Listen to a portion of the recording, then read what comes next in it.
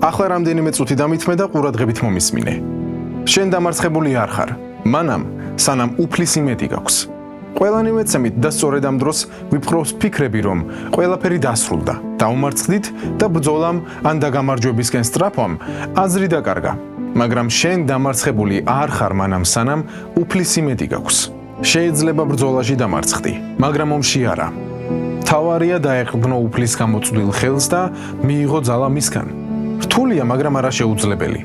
რადგან ბიბლია გვასწავლის, ყოველივე ძალმიც ჩემს განმამტკიცებელში, ქრისტეში. მიენდე ღმერთს, რადგან შენ დამარცხებული არ ხარ მანამ, სანამ უფლისი მეტი გაქვს. ძალას კი რომელსაც ეძებ, ღმერთი მოგცემს უბრალოდ სთხოვე და მიენდე მას. ქრისტიანი მწერალი ქალი, კორი ტენ ბუმი, გამოუვალ სიტუაციაში აღმოჩნდა მაშინ, როდესაც მეორე მსოფლიო ომის დროს დაიჭირეს და საკონცენტრაციო ბანაკში გაგზავნეს იმის გამო, რომ ებრაელებს მალავდა ნაცისტებისგან. ბანაკში ყოფნისას 1000 გვარი საშინელება გადაიტანა, თუმცა ღმერთის რწმენა არ დაუკარგავს და ყოველთვის ამბობდა: არ არსებობს ისეთი ადგილი, სადაც ღმერთის წყალობა ვერ მოგწვდებათ.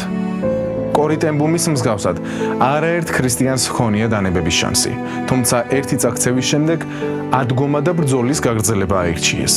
მათ ღმერთის უპირობო სიყვარული და იმედი აძლევდა ძალას. გახსოვდეს, შენ დამარცხებული არ ხარ, მანამ სანამ უფლისი მეტი გაქვს. როცა გეჩვენება, რომ ძალა აღარ გაქვს და ყველაფერი სრულდება, ზუსტად მაშინ იწყება ღმერთის მოქმედება.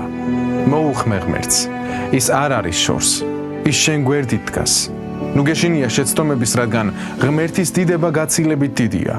შენ არ ხარ მხოლოდ ის, ვინც წაიქცა, არამედ ის, ვისაც ღმერთი ხელს უწვდის წამოს ადგომად და ბრძოლის გასაგრძელებლად. და თუ შენი ბრძვი, მაშინ ცოცხალია შენი რწმენა. ადექი და გააგრძელე, რადგან შენ დამარცხებული არ ხარ მანამ, სანამ უფლისი მეტი გაქვს.